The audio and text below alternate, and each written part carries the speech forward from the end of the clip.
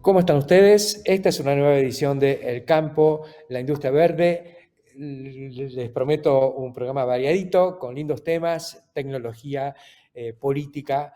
Vamos a arrancar con Luis Bertoia, ingeniero agrónomo, docente, y un hombre que viene empujando desde hace mucho tiempo la utilización de maíz como forraje, pero en los últimos años se ha metido desde Maizar a trabajar sobre la expansión de la frontera del maíz en la Argentina.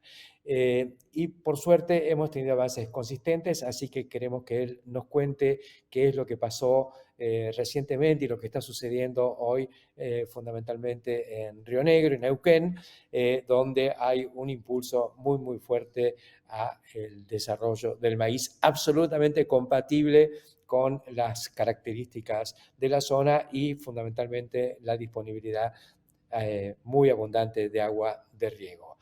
Conversaremos luego con Gustavo Sichelo, quien es hoy el gerente dentro de Jomel, una gran empresa de maquinaria agrícola de 9 de julio. Es el gerente de clientes especiales, porque esta empresa empezó a focalizarse a través de la innovación y de sus nuevos productos en aquellos clientes que están demandando cosas diferentes, más eficientes y con alternativas de producción y de productividad superiores. En este caso lo que vamos a hablar es de lo que él llama, o desde Jomel se llama los microsilos, que son los rollos ensilados. Ustedes saben que tenemos el corazoncito puesto en esto desde hace muchos años y nos alegra muchísimo que esta empresa le haya dado tanta vida y sabemos y nos alegra mucho que se está yendo muy bien con esto. Conversaremos luego con Esteban Videla Pearson, otro innovador. Lo conocimos hace unos años trabajando en una gran compañía de insumos agrícolas y hoy metido a fondo con Fauno, que es una iniciativa muy interesante que casa justo además en este momento, donde las empresas necesitan mostrar resultados de sus ensayos, que no siempre están disponibles, no hay un lugar donde verlos y demás. Bueno, esta es una plataforma que lo que va a permitir, y esperemos que nos lo cuente él, visualizar qué es lo que están haciendo las empresas y los resultados que tienen con sus desarrollos. Y como siempre, Jorge Castro y su visión sobre las grandes tendencias de la producción de alimentos y bioenergía a nivel global. Así que estos son los temas que vamos a compartir con todos ustedes en esta edición de El Campo de Industria Verde. Ya arrancamos. Auspicia Jomel, para su fertilizadora destinada a microgranulados y sembradora de pasturas línea Spin. Jomel. ¿Por qué seguir insistiendo con lo mismo si podés pasarte al número 1? Los herbicidas y todo lo que apliques funcionan mucho mejor con Fulltech. Pasate al número 1. Spraytech. Una vez, siempre. Una vez que arrancamos, no paramos. Imagina poder crecer sin límites. Y Pesa Silo. Si lo imaginamos, podemos. ¿Sos fan de la carne vacuna? Entrá en www.carneargentina.org.ar y encontrá los mejores tips, trucos y recetas para preparar la mejor carne del mundo y disfrutarla en familia y con amigos. Estamos mejorando la productividad agrícola mundial y también mejorando la biodiversidad. Estamos aumentando el sustento de 500 millones de productores y también reduciendo las emisiones de gases de efecto invernadero. Estamos camino a una mejor administración de recursos y también marcándolo hacia una agricultura más sostenible. En Corteva, estamos produciendo un mejor futuro para nuestros productores, para nuestros consumidores y para nuestro planeta. Estamos presentes siempre. Corteva, sigamos creciendo. Continuamos en El Campo, la Industria Verde. Vamos a conversar ahora con el ingeniero agrónomo Luis Bertoia. académico, docente y un impulsor desde la Comisión de Forrajes de Maizar de lo que es hoy la expansión del maíz hacia nuevas fronteras. Y sé que hay una movida muy, muy fuerte hoy hacia la Patagonia. Así que, Luis, queríamos presentarte aquí y preguntarte y que nos cuentes un poco qué es lo que está pasando. Bueno, después de haber conversado hace 2 años con vos a la finalización del Congreso de Maizar, hubo un incentivo para profundizar el tema. Ya habíamos trabajado en 2011 al 2013. Un poquito antes también habíamos empezado desde la cátedra, donde estaba yo. Ahora me jubilé, estoy como profesor libre. Y bueno, retomamos. Tu incentivo fue importante porque empezamos a profundizar el tema. La idea es sacar provecho a toda una superficie muy importante, actual y principalmente potencial, que es el uso de mucha superficie que se puede y se podría regar. La cantidad de agua que hay en varios ríos de Patagonia es muy importante, se está llevando mucha agua al mar y sin comprometer la flora, la fauna y los conceptos de conservacionismo, de conservación del ambiente, se puede utilizar mucha de esa agua que se está desperdiciando, entre comillas. Tenemos varios ríos que son proveedores del agua, que puede ser el río Atuel en Mendoza. Yo aclaro siempre que si bien Mendoza no es considerada Patagonia, en algunos lugares hay descuento en la nafta, que es una buena medida de que se considera Patagonia. Pero además las condiciones ambientales son muy similares a lo que sería parte de Neuquén, parte de Río Negro. De San Rafael hacia el sur y hacia el este tenemos zonas que son irrigadas por el río Atuel, que se dedican, entre otras cosas, a la ganadería, a la producción de forrajes, fundamentalmente alfalfa. Y ese sería el punto norte, digamos. Después seguimos y tenemos todo lo que es el río Colorado. Seguimos y tenemos el río Limay, que es frontera entre Neuquén y Río Negro. El río Negro, afluente, el Limay es afluente del río Negro, que es el que tiene mejor calidad de agua. Es muy, muy, muy buena el agua de riego, es la más, digamos, la que tiene mayor capacidad o menos problemas. Y seguimos hacia el sur en el río Chubut, lo que es el valle inferior del río Chubut, se lo conoce normalmente como Birch. Ahí un censo, es muy difícil saber qué superficie potencial se podría alcanzar, pero yo había calculado aproximadamente en función de los diferentes proveedores de datos, como son las provincias, la nación y organizaciones que tienen que ver con el riego, nacionales e internacionales, habíamos calculado que la superficie que se podría llegar a regar es de 1 millón de hectáreas. En la reunión del Congreso de Maizar, el secretario de Ganadería de Río Negro amplió un poco esa superficie, o sea, le dio un valor un poco mayor. Si bien eso no se puede pensar que es para producción de granos, sobre todo maíz y en algunos lugares sorgo, sí es importante saber que la fruticultura en algunos casos tiene inconvenientes, la renovación de variedades, los problemas de mano de obra que demanda. Vaca Muerta es una aspiradora de mano de obra y de buenos sueldos. El avance de la población en las zonas que rodean a la ciudad de Neuquén, en General Roca, está cambiando el valor de las chacras, pasan de ser valor, no sé llamarlo agropecuario, a valor inmobiliario directamente. Entonces hay toda una serie de factores que hacen que no solamente existe una superficie potencial, sino que parte de la actividad agrícola, digamos, puede llegar a transformarse. Los productores están pensando en actividades que demanden menos mano de obra y en ese caso se podría reemplazar algunas chacras o algunas superficies que hoy en día que están destinadas a fruticultura a 2 cultivos o 3 cultivos fundamentales, que son la parte de maíz, el ajo y la cebolla. Y en este caso se está hablando mucho de la rotación ajo-maíz, que sería algo que se debería explorar mucho más y dejaría, digamos, ingresos interesantes. La cebolla también se podría incluir en esas rotaciones. Y claro, uno dice 1 millón de hectáreas, 1.200.000, según los últimos cálculos que recibí yo. Pero ahí se necesita obra de infraestructura importante, eso tendría que estar a cargo de nación o provincias.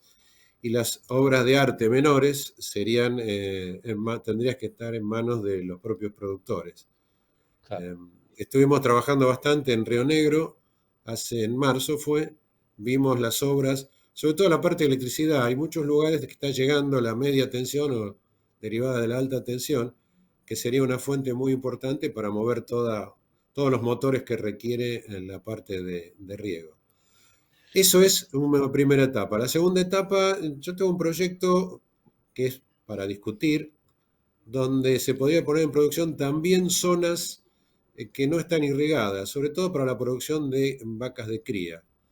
Ese proyecto un poco yo no sé, yo lo perfeccioné, sino le introduje modificaciones. Yo estoy trabajando en Perú también, y ahí vimos un sistema de producción de silaje bastante diferente al que tenemos en Argentina. Está el productor de material picado y el productor que consume ese material picado, que son los que tienen, en ese caso, animales en ordeñe. Y eso podría ser aplicado, es un tema un poquito largo para explicar, pero se podría llegar a conseguir que determinados lugares produzcan forraje, sobre todo que abastezcan la demanda de la vaca de cría en un periodo crítico que es antes de la aparición y posterior, ¿no? Sería un poquito largo de hablar eso, pero digamos que es otra alternativa más que se sumaría. ¿Por qué Patagonia y esto redondeo? Porque es la última frontera agrícola que nos queda, siempre y cuando pensemos en la conservación del ambiente. El norte implica deforestación y eso trae consecuencias bastante complicadas. En algún momento se dijo que nosotros estamos estancados en la producción de granos, es cierto. Lo que no se analizó profundamente cuáles son las causas. La carga impositiva, las realidades como por ejemplo la chicharrita, que disminuyó mucho la superficie de algunos cultivos, y por otro lado los vaivenes del dólar, y a eso tenemos que sumarle los costos de producción. Yo enfoqué el tema hacia fertilizantes, así que por un lado hay razones por las cuales la producción no aumenta. Tendría que haber, digamos, desincentivos a la carga impositiva o incentivos a la producción que después se recauda por otro lado. Bueno, ese es un poco el panorama general. No sé si querés que amplíe algo o algún tema. Más que interesante lo que nos estás contando. Y sí, está clarísimo que la cuenca fotosintética no necesariamente tiene que depender de la lluvia, sino que también se puede abastecer con esto. Y si hay suelos pobres, para eso tenemos fertilizantes y tenemos vaca muerta, que lo más plausible que podemos hacer con ella es convertir el gas en nitrógeno y fertilizar todo esto. Y además vamos a tener la demanda de proteínas animales en expansión en una zona que claramente está mejorando su poder adquisitivo y lo va a hacer mucho más a medida que se desarrolle todo el potencial de hidrocarburífero, ¿no? No es lo que nos gusta, decimos que son ideas, son negocios del siglo pasado, pero hay que hacerlo y hay que hacerlo pronto porque digamos que la edad de piedra no se terminó por falta de piedras. La era del petróleo no puede terminar por falta de petróleo, sino porque por falta de aire, no lo vamos a querer más. Así que fantástico esto que nos contaste, el entusiasmo que tenés, que transmitís y que tiene la provincia, en este caso, para impulsar este desarrollo. El maíz da, el gran cultivo americano da para mucho, la Patagonia también es América. Así que muchas gracias, Luis. No, al contrario, muchísimas gracias por tenerme en cuenta. Enseguida continuamos aquí en el campo de la industria verde. Ya volvemos.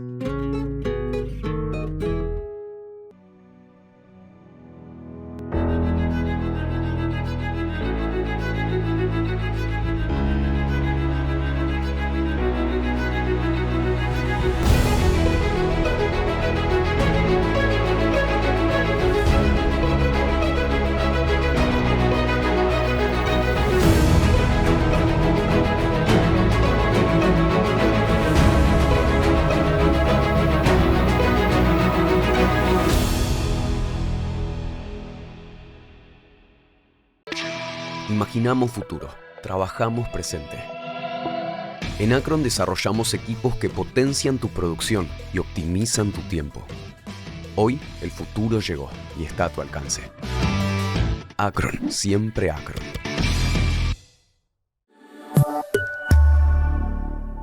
Aceitera General Dehesa. Acopiamos confianza. Crees en la tierra argentina y en Galicia compartimos estos valores. Tenés especialistas agro que entienden las raíces de tu negocio de verdad. Tenés Galicia. Sembrá sueños, cosecha logros. Conoce más en galicia.ar/empresas. Continuamos en el campo, la industria verde. Saltamos a un tema técnico de esos que me gustan y en los que vengo acompañando desde la historia, que es el enolaje, los rollos empaquetados. Vamos a conversar con Gustavo Sichelo, que es el gerente de clientes especiales de la empresa Jomel, que es la que ha revalidado los laureles del sistema de enolaje o rollos empaquetados. ¿Cómo estás, Gustavo? Bien, buen día. ¿Cómo estás vos? Un gusto tener este encuentro contigo.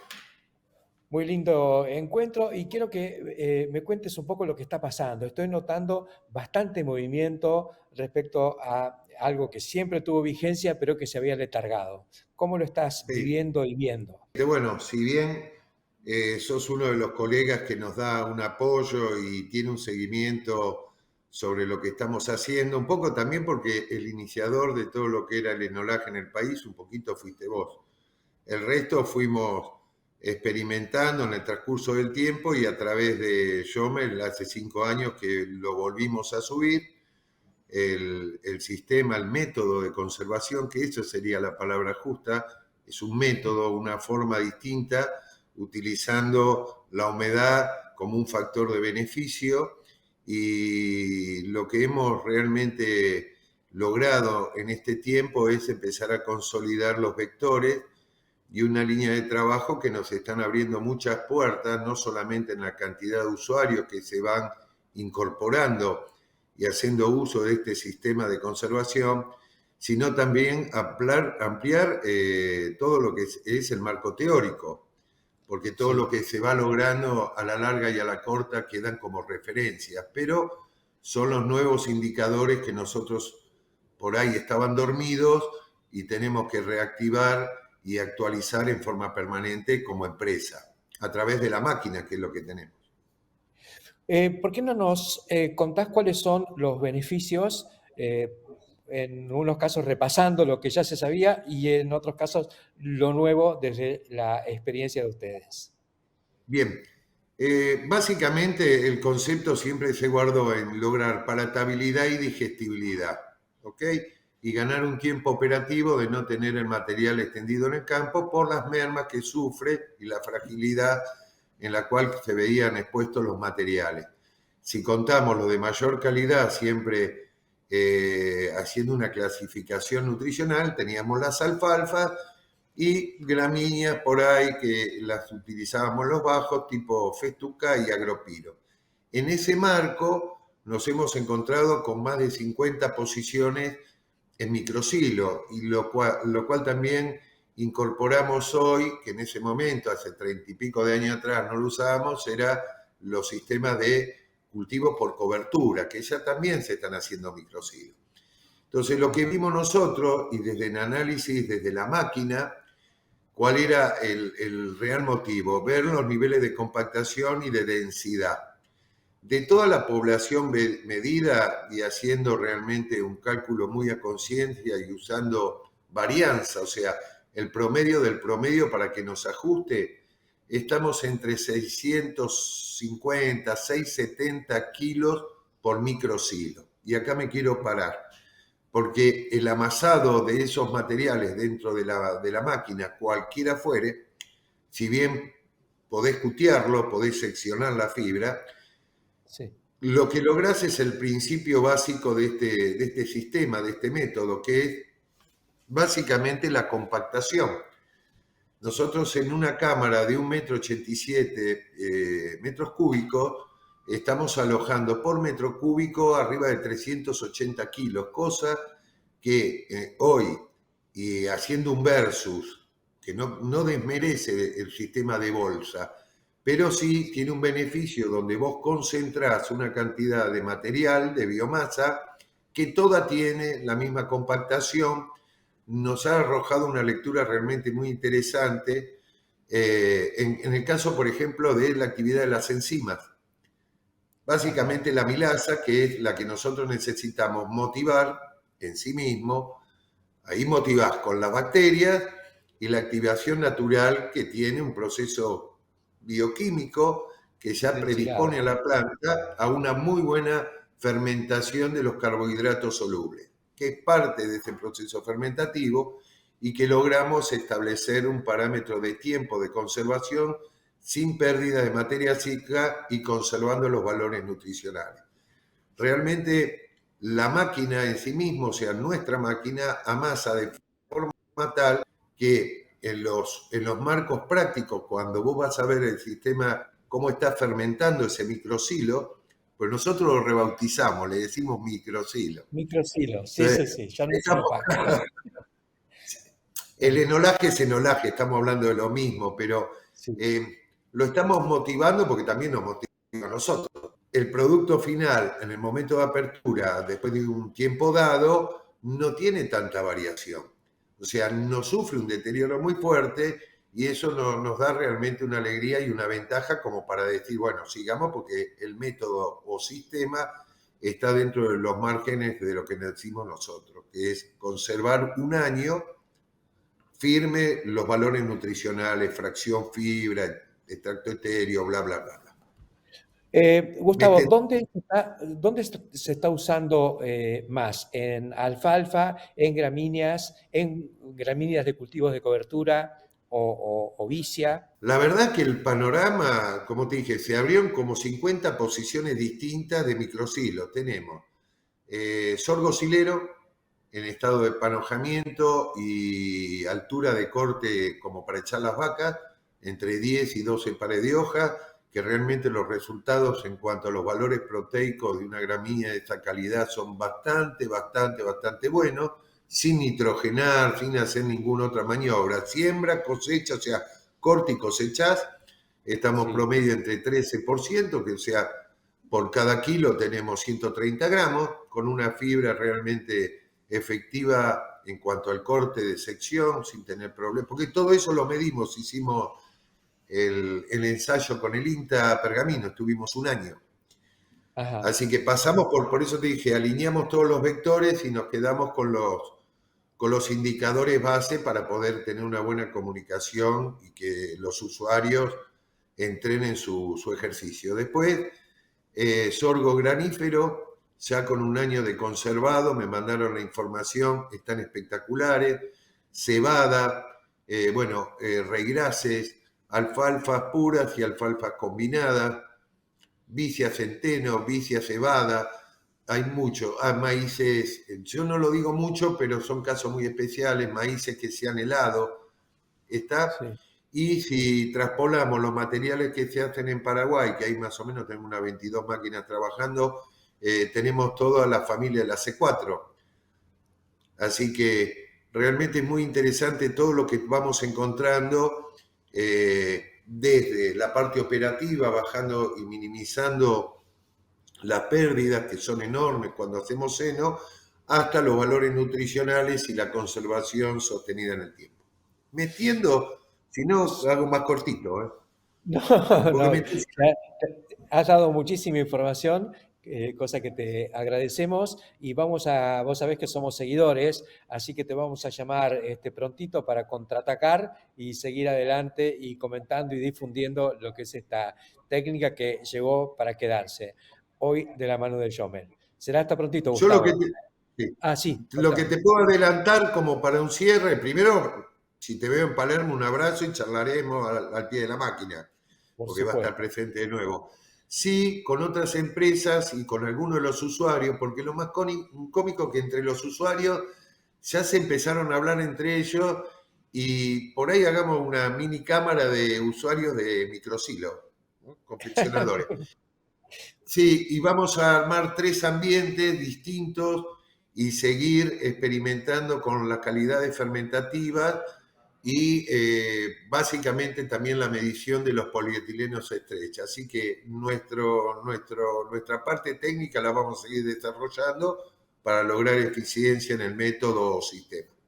Muchas gracias, Gustavo. Gracias. Saludos a toda la la gran familia de Jomel. Igualmente para vos y toda tu gente, tu equipo, que tan amables siempre están acompañándonos. Nosotros enseguida continuamos. Genética sustentable para el cultivo de algodón.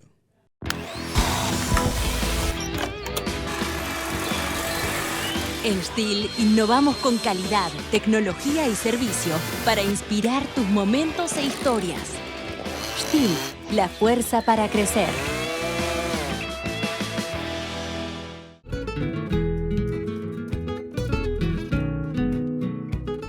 Conte, bienes raíces, líder en la comercialización de campos y activos rurales. Medio siglo creciendo junto al campo.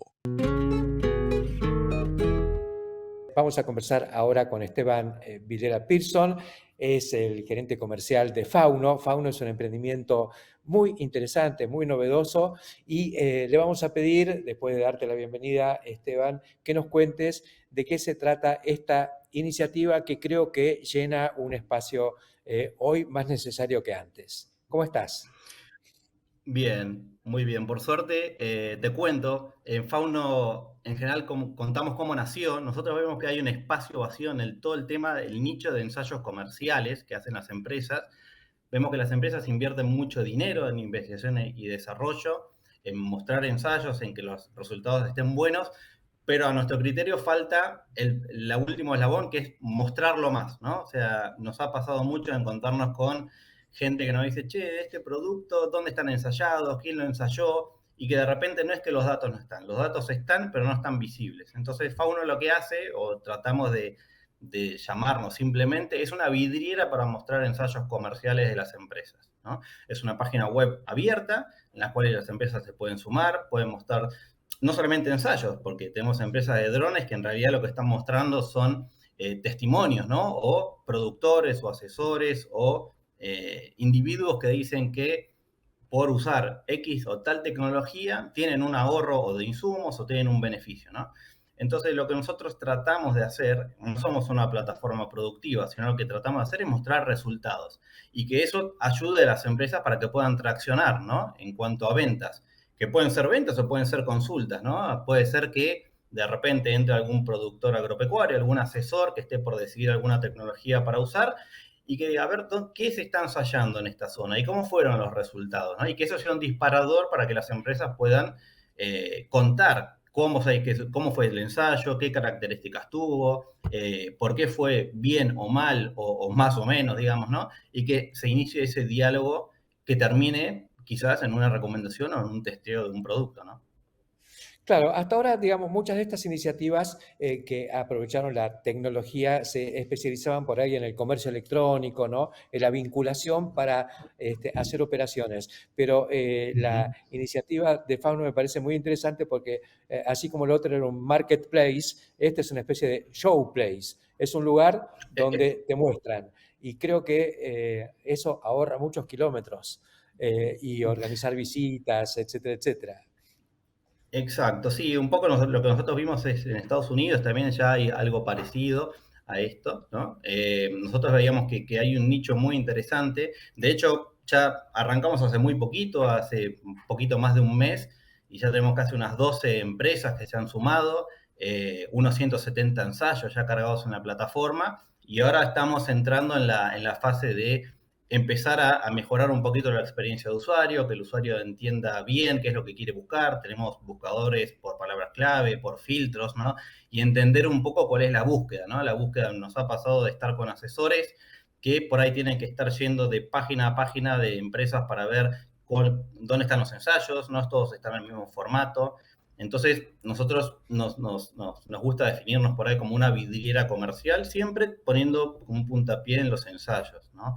Pero las empresas se pueden sumar gratuitamente, eso no tiene un costo. Nuestro modelo va más hacia, bueno, la empresa que quiera tener un destaque mayor, estar primera, tener un logo distinto, más destacado, digamos, ir por ese lado, ¿no? No es cobrar ni por funcionalidad, ni por hectáreas, ni por ensayos cargados, sino por ese lado, ¿no? Que es donde vimos que empezó a traccionar. En Fauno somos 2 agrónomos y 2 desarrolladores. Uno de los agrónomos también tiene una empresa de I+D, entonces nació un poco de una necesidad interna de cómo mostrar el producto y qué hacer, ¿no? Además del marketing habitual, cómo poder mostrarlo. Así que así es como nació un poquito la plataforma y la empresa. Vos contaste que son 2. Hablanos un poquito de quién sos vos. Te hemos conocido en algunas giras, viajes al exterior, un inquieto técnico, Sí. tipo que siempre Sí. indagando, metiéndose dentro de las cosas. Pero contalo vos.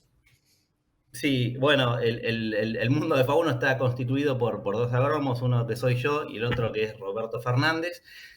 Mi expertise va más por el lado de tratar de llevar modelos de negocios digitales al campo, así que vengo ya hace años caminando y pateando si el mejor modelo es hacia los productores, hacia los asesores, hacia las empresas, hacia lo que fuera.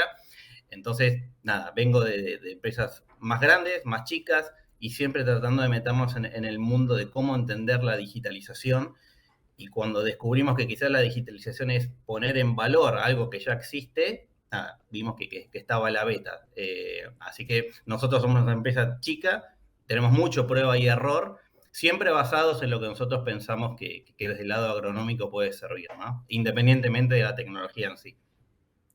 Acá el desafío mayor, se me ocurre, es lograr ser validados como una propuesta seria, objetiva, realista, que te va a tirar la posta y no que va a estar inducido por algún interés, lobby o lo que sea. Correcto, por eso la puerta de entrada para todos es la misma. Estar o no digamos, no tiene un costo. De hecho, tenemos empresas que se sumaron con 5 ensayos, otras con más de 50 ensayos, algunos con un solo producto, otros con varios, y es progresivo, ¿no? Y nosotros lo que vemos es que mostrar resultados siempre es bueno, en ferias, en eventos, de una manera digital, analógica, pero es algo que se va a venir haciendo, ¿no? Un poco lo que nosotros nos planteábamos cuando iniciamos es no qué es lo que va a cambiar de acá a unos años, sino qué no va a cambiar, ¿no? Y un poco lo que nosotros veíamos en nuestra expertise, bueno, en el agro para vender, bueno, casualmente hay muchas empresas que se han sumado, que tienen los productos llamados biológicos, los cuales la prueba y ver quién fue el que hizo el ensayo y los resultados y contrastarlos y ver en qué zonas están, es muy importante, ¿no? Entonces, nosotros creemos que eso no va a cambiar. Mostrar productos y mostrar performance para poder posicionar o vender productos es algo que no va a cambiar. Puede cambiar la forma, pero esa esencia no va a cambiar. ¿Por qué no definís un poquito la gama de productos? Recién mencionaste biológicos, que es la onda nueva, pero ¿qué otros rubros tenés metido dentro del show? Sí, nosotros la llamamos la vidriera, el showroom, está muy bien. Nosotros tenemos también empresas de drones que se han sumado, que en este caso por ahí no son ensayos tal cual, sino que son testimoniales, ¿no? Ellos lo que muestran en el showroom es no usar la tecnología versus usarla, ¿no? En definitiva, hay un porcentaje de ahorro en ese sentido, y como en la plataforma se pueden subir videos, testimoniales, fotos, documentos, en realidad es indistinto, ¿no? Entonces, además de todo los biológicos, llamémosle, también estamos teniendo estas nuevas iniciativas vamos a ponerle el nombre hardware, ¿no? Pero que también a las empresas les sirve, nosotros vimos que un primer gran ejercicio que hacen las empresas es, bueno, a ver qué voy a y cuál va a ser el beneficio de lo que voy a mostrar, ¿no? A veces es rendimiento, a veces es raíces, a veces es ahorro de insumos, y digamos, veremos de acá en futuro qué cosas nuevas aparecen, ¿no? Pero en realidad creo que lo definiste muy bien, es un showroom en donde yo le digo a la empresa, decime qué te gustaría mostrar, porque ese va a ser el anzuelo para que alguien entre y consulte. Sin ir más lejos, sos un medio nuevo de comunicación. Así que vamos a ser complementarios, vamos a competir, porque nosotros somos también un medio, pero me parece bárbaro podernos nutrir de las iniciativas como la tuya. Me parece sensacional la idea de Fauno, porque está haciendo falta justamente para aprovechar todo el enorme potencial que existe hoy con los celulares inteligentes, la camarita. En cualquier momento podés hacer un material que sea visible y apto y atractivo para difundir. Tal cual, es así.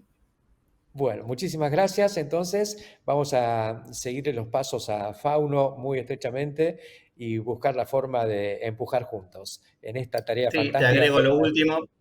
Sí. Para todos los curiosos o que quieran conocer, la página web es fauno.ai, ahí van a encontrar todo. Fantástico. Fauno.ai. Será hasta muy prontito. Que estés muy bien. Gracias, Esteban. Y nosotros continuamos aquí en el campo de la industria verde. Ya volvemos. Somos Cestari, somos pioneros y especialistas en tolvas autodescargables. Estamos presentando la línea S6, nueva generación en tolvas. Somos Cestari, escribimos la historia, siempre junto al campo, la industria verde. Mientras Juan arrea las vacas, Sisto vacuna. Ellos están tranquilos. Alberto ya los registró como trabajadores rurales. Si todavía no lo hiciste o querés informarte, entra en www.renatre.org.ar o llama al 0800-777-7366. Renatre. Derechos y obligaciones para el campo que hacemos todos. Tan esencial como el agua. Nutrientes para crecer con la potencia de la tecnología. Todo el nitrógeno y el azufre necesario para un trigo sano, fuerte y parejo. Azufre residual en el suelo para asegurar la mayor rentabilidad en la soja siguiente sin necesidad de una nueva aplicación. Esta es la esencia de Solmix, la solución fértil de Bunge.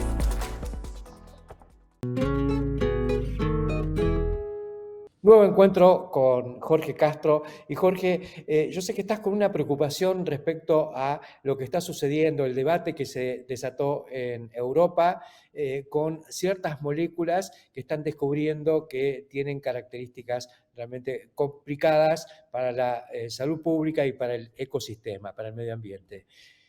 ¿Por qué no nos contás cuál es tu visión al respecto? Mira, Héctor, esto que está ocurriendo en Europa es de enorme importancia para la producción agroalimentaria en el mundo, porque lo que está ocurriendo en Europa es que toda la totalidad de los organismos ambientales, comenzados por los más importantes, que son los de Alemania, han descubierto que hay una molécula surgida de la industria química del continente europeo, pero en especial de Alemania, denominada TPF, que tiene un carácter indestructible y que actúa dentro de los fertilizantes de origen químico. Y esta partícula indestructible, que es la denominada, que es parte de lo que se denomina en los ambientes ambientales europeos los químicos eternos, está corrompiendo la totalidad de los ríos y de los arroyos de Europa, y por lo tanto afectando la salud pública y también la producción agroalimentaria. Este es el punto más importante a tomar en cuenta, porque en definitiva la discusión sobre el cambio climático, calentamiento de la atmósfera, no es una cuestión ni ideológica ni doctrinaria. El cambio climático, calentamiento de la atmósfera, surge de la segunda revolución industrial, que tiene dos componentes fundamentales. Por un lado, la industria automotriz norteamericana, Henry Ford, y por el otro, la industria química de Alemania. De modo que los fertilizantes del mundo, que fueron los que le han permitido a la producción agroalimentaria mundial asegurar la alimentación, la seguridad, a otorgar una garantía de seguridad alimentaria a la población del mundo, sin ellos no hubiera sido posible satisfacer las necesidades alimentarias de la población mundial, se encuentra ahora en el origen mismo de ese extraordinario impacto innovador que fueron los fertilizantes de origen químico, con estos subproductos, que es precisamente el hecho de que hay fertilizantes de origen químico que tienen un efecto extremadamente nocivo para la salud pública y para el medio ambiente, y que tienen un carácter indestructible, son los denominados químicos eternos. Por eso es que la discusión en Europa ahora ya no es solo qué hacer en un sentido de prohibición o de nuevas y cada vez más restringidas fórmulas del gobierno de Bruselas, sino que la que está en discusión en Europa ahora es la verdadera discusión, la creación y búsqueda de una verdadera alternativa a los fertilizantes de origen químico. Y esa verdadera alternativa, la única posible, son los fertilizantes de tipo biológicos, que son los que se están imponiendo en una proporción de 3, 4 a 1 a los fertilizantes químicos, ante todo en los Estados Unidos y también en América del Sur, en especial en la Argentina y en Brasil. Estos son los términos en que se presenta este problema fundamental del carácter nocivo de los fertilizantes químicos en el continente europeo.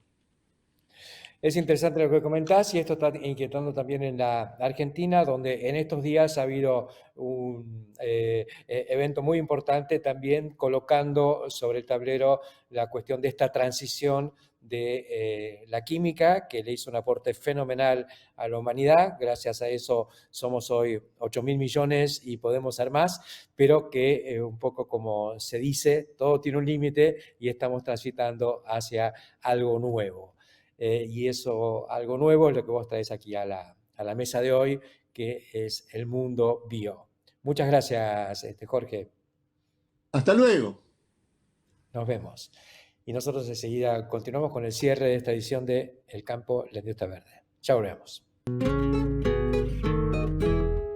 Snack Crops, Sociedad Anónima, líder mundial en la comercialización de especialidades con fuertes raíces en Argentina, lo invita a sembrar maíz pisingallo y girasol confitería para sus mercados en más de 60 países.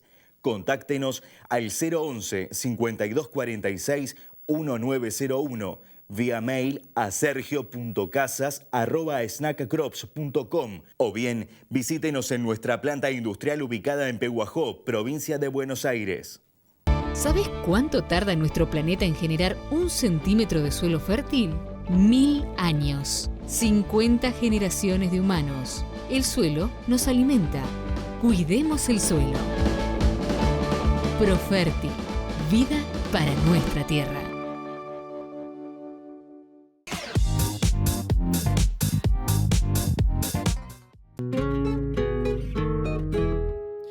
A modo de cierre de esta edición del Campo, la Industria Verde, quiero retomar un poco el tema del maíz y lo que hablábamos hoy con Luis Bertoia, pero incorporando un ingrediente nuevo. Cuando lo escuchaba a Luis hablando del potencial maicero en el sur y de ese 1.000.000 de hectáreas disponibles, se me ocurrió vincularlo con esta cuestión de la vaca muerta y la vaca viva, porque realmente ahí es donde confluyen, se confluyen geográficamente en la precordillera, ahí cerquita justamente de donde nace el valle, el gran valle del Río Negro, que nace en el Limay, pero que también tiene todo el desarrollo que hay hoy en vitivinicultura, en la región endémica, entre comillas, de vaca muerta, y que genera un panorama absolutamente formidable. Nos hace recordar un poco al sur del Valle Central en California, donde hay una confluencia entre el viejo mundo del petróleo, todavía están las cigüeñas rascando el fondo de la olla, ahí en el inicio del valle, en el sur, y ahí tenemos las alfalfas, los megatambos y toda la producción de almendras y bueno, lo que se les ocurra, frutillas, se produce en ese valle. Bueno, a lo mejor estamos frente a una perspectiva más o menos parecida. Pero ¿qué sucede? Para esto tenemos que acoplar a la Argentina con lo que está sucediendo en el mundo.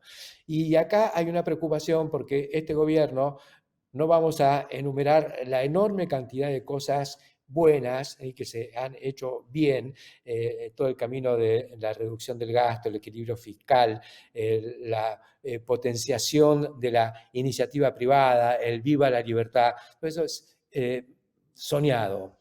Pero tenemos dos temas, uno el de las famosas retenciones, ya hemos machacado mucho sobre esto, y el otro que es más focalizado y que quizá parte del sector agropecuario y de la dirigencia no haya abrazado todavía porque no lo comprenden, y tenemos que hacer una autocrítica por esto, porque venimos machacando desde hace muchos años con el etanol, el biodiesel, el biogás, y se ha penetrado, pero no hemos penetrado en el imaginario de nuestra dirigencia y de los hacedores de políticas, y entonces estamos mal parados frente a una realidad.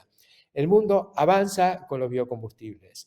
Brasil avanza a pasos agigantados. Ya está en un 27% de corte mínimo y además hay una buena proporción de, digamos, de etanol puro que hoy se inyecta en los motores flex que pueden funcionar con 100% etanol. Empezaron con la caña de azúcar, ahora incorporaron el de maíz y va creciendo mucho más fuerte el de maíz a medida que la producción crece. Ellos han duplicado la producción en los últimos 5 o 6 años. Pasaron de 70 a 130 millones de toneladas y van a más. Y ya son los segundos exportadores del mundo. Estados Unidos se mantiene en las 140 millones de toneladas, pero incorporando ahora el E15, todo el año, es decir, etanol al 15%, arrancaron con el 2-3% hace 25 años, ahora están en el 15% y hay presión para ir a más, a pesar de que el gobierno también, o los gobiernos han sido sinuosos en esta materia.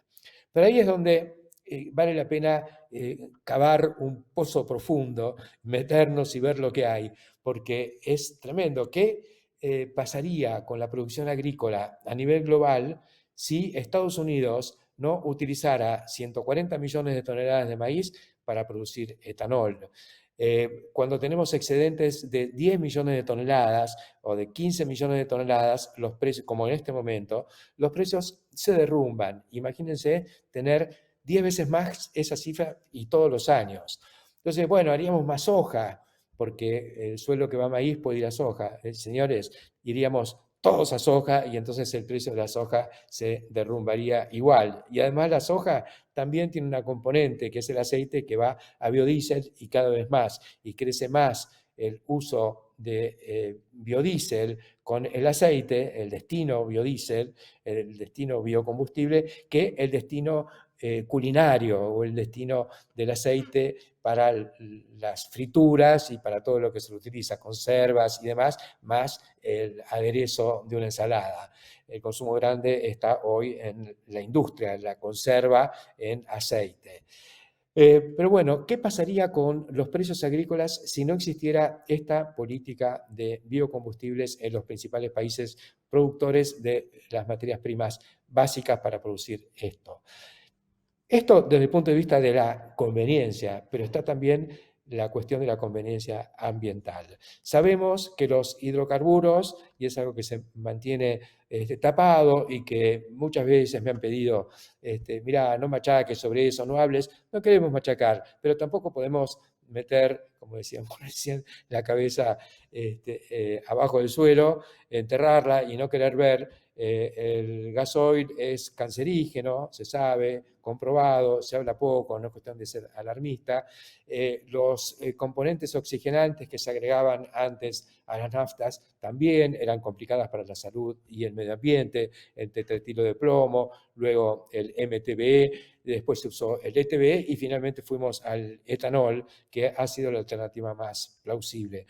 Y además alto octanaje y ni hablar de su condición de renovable. 70% de huella de carbono positiva y mucho más cuando se trata de maíz o soja argentinos que tienen la mejor huella ambiental del mundo. El gobierno no lo ve, otros gobiernos tampoco lo vieron, alguno un poquito más, pero me parece que es el momento de tomar el toro por las astas. Hace pocos días en el Congreso de Maizar, el presidente de YPF, a quien no cuestiono como un gran empresario que planteó un panorama muy promisorio para la empresa, también bajó línea acerca de la estrategia oficial en la materia. Convengamos que YPF es una empresa manejada por el Estado y está diciendo que esto de los biocombustibles es un error político o un error de política energética.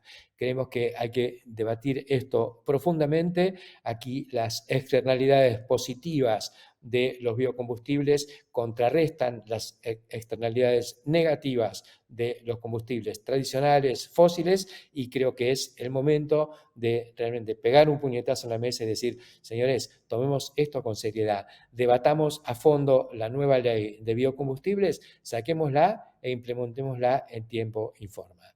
Hasta la semana que viene.